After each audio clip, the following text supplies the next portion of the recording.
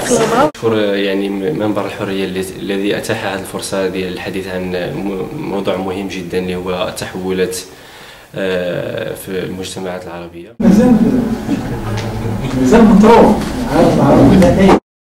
حرية الناس في أن يقولوا ويعبروا وينظموا ويساعدوا في تنظيف بيئتهم وفي التعبير عن أفكارهم وفي حل مشكلاتهم في إطار المجتمع المدني.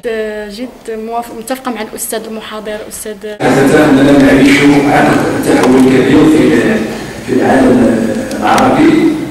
أعتقد أنه مفاجئ في التوقيت وليس في الحدث. تنصحنا نحن كجيل المستقبل؟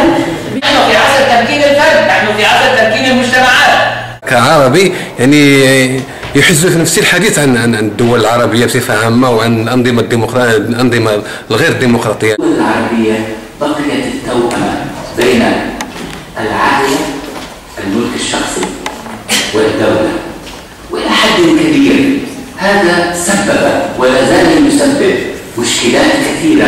هذا الدول العربية إذا نقول جميعها تتمركز حول تمسك بالسلطة، عدم شفافية الأنظمة.